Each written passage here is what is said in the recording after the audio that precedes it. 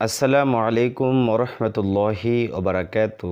আমরা ধারাবাহিকভাবে কোরআনুল কারিমের সূরাতুল বাকারার 189 নম্বর আয়াত পর্যন্ত সহিহ শুদ্ধভাবে বানান করে শিখেছি। এবার আমরা 90 নং আয়াত সহিহ শুদ্ধভাবে বানান করে শিখব ইনশাআল্লাহ।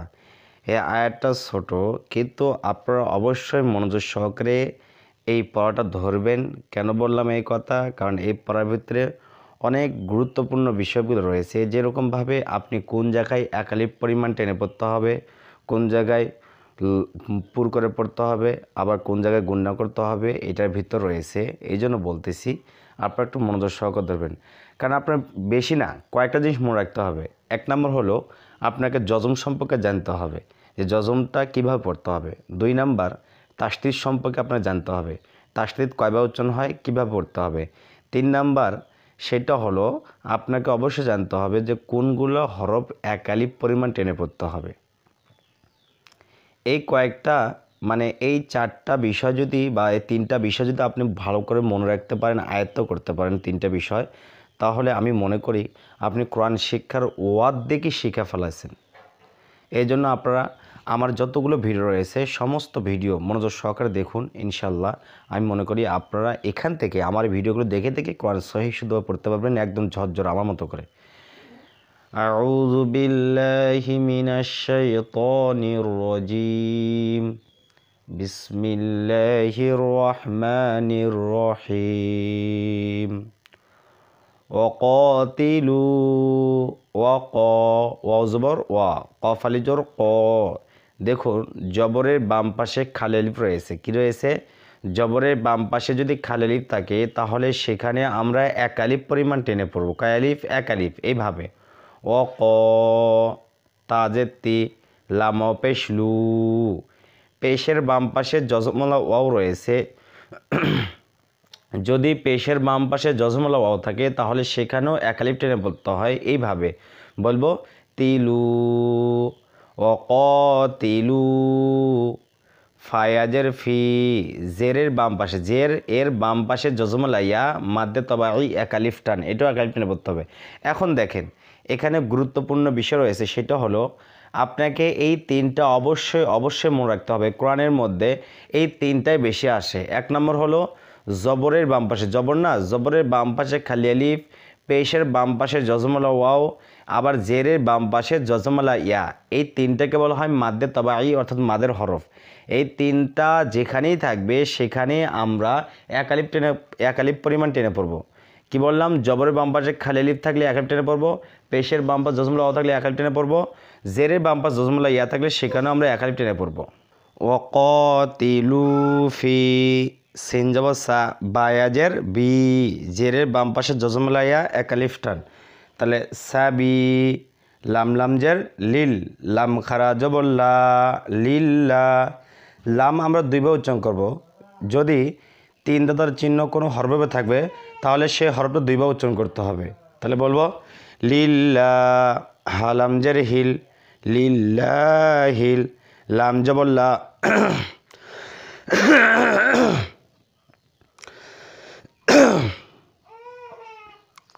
লাম জবর লা, জালিয়াজের জি, জেরের বাম পাশে জজমলা ইয়া এক আলিফ টান, নুন জবর না, লাযিনা। ফি সাবিলিল্লাহিল্লাযিনা, ফি সাবিলিল্লাহিল্লাযিনা। ইয়া পেশ ইউ, কফ আলিফ জবর ক, জবরের বাম পাশে খালি আলিফ এক আলিফ টান, তাহলে বলবো ইউ ক। তাজের তি লাম পেশ লু, পেশের বাম পাশে জজমলা ওয়াও এক আলিফ টান, তাহলে ক এক আলিফ, লু এক আলিফ। ক কেন আমরা এক আলিফ টেনে পড়বো বলেন তো দেখি, পারেন নাকি আপনারা? হ্যাঁ, জবরের বাম পাশে খালি আলিফ থাকলে সেখানে আমরা এক আলিফ টেনে পড়বো। আর লুটাকে কেন টেনে পড়বো আমরা এক আলিফ? যদি পেশের বাম পাশে জজমলা ওয়াও থাকে তাহলে সেখানে কী করবো? আমরা এক আলিফ টেনে পড়বো। তাহলে বলবো ইউকাতিলু, ইউকাতিলু। নুন জবর না, কাপ মিম পেশ কুম, না কুম, ইউকাতিলুনাকুম, ইউকাতিলুনাকুম। ওয়া জবর ওয়া, লাম আলিফ জবর লা, জবরের বাম পাশে খালি আলিফ এক আলিফ টান, তাহলে বলবো ওয়ালা। তা আইন জবর তা, তা জবর তা, তা তা। দাল পেশ দু, পেশের বাম পাশে জজম লাওয়াও এক আলিফ টান, তা তা দু, তা তা দু। ইউকাতিলুনাকুম ওয়ালা তা'তাদু, আইন চাপ দিয়ে পড়তে হবে, তা'তাদু। হামজা নুন জার ইন, নুনে তার সাথে গুণনা করা ওয়াজিব, অথবা যদি তার সাথে নুনের উপর যদি কমলা কালার অঙ্ক থাকে তাহলে সেখানে অবশ্যই গুণনা করে পড়তে হবে। তাহলে বলবো ইন, নুন লাম জবর না, লাম খারা জবর ল। আল্লাহ শব্দের ডানে জবর থাকলে আল্লাহ শব্দের লামটাকে পুর করে পড়তে হয় এইভাবে, ইন্নাল্লাহ, হা জবর হা, ইন্নাল্লাহা। লাম আলিফ জবর লা। বলেন তো এখানে টেনে পড়বো কি ট্রান্সফার পড়তে হবে বলেন? হ্যাঁ, জবরের বাম পাশে খালি আলিফ রয়েছে, এই জন্য এখানে এক আলিফ টেনে পড়তে হবে। তাহলে বলতে হবে ইন্নাল্লাহা লা, ইয়া পেশ ইউ, হাবাদের হেব, ইউ হেব, বালাম পেশ বুল, ইউ হেব্বুল, ইউ হেব্বুল। মিম আইন পেশ মু, চাপ দিয়ে পড়তে মু, তা যাব তা, মু তা। দালিয়াজের দি, জেরের বাম পাশে জজমলা ইয়া এক আলিফ টান, মুতাদি, নুন জবর না, মুতাদিনা। এখন যদি আমি ওয়াকফ করি তাহলে নুনের উপর সাকি দিতে হবে, দুইটাকে তিন লাইন টেনে পড়তে হবে, বলতে হবে মুতাদিন, ইন্নাল্লাহা লা ইউহিব্বুল মুতাদিন। এখন দেখি আপনি একবার পড়েন এ পর্যন্ত।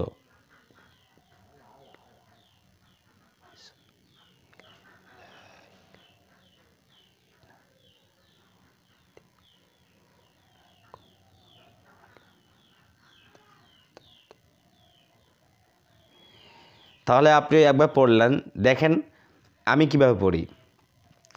ওয়াকাতিলু ফি সাবিলিল্লাহিল্লাযীনা ইউকাতিলুনাকুম ওয়ালা তা'তাদু।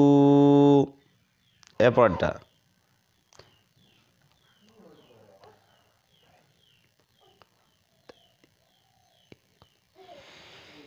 এখন আমি পড়ি, ইন গুণনা হবে, নুনের তাসে গুণনা করা ওয়াজিব, ইন্নাল্লাহা লা ইউহিব্বুল মুতাদিন।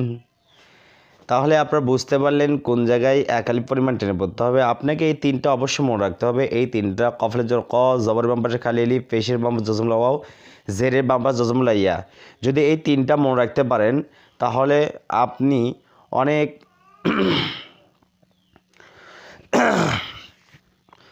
যদি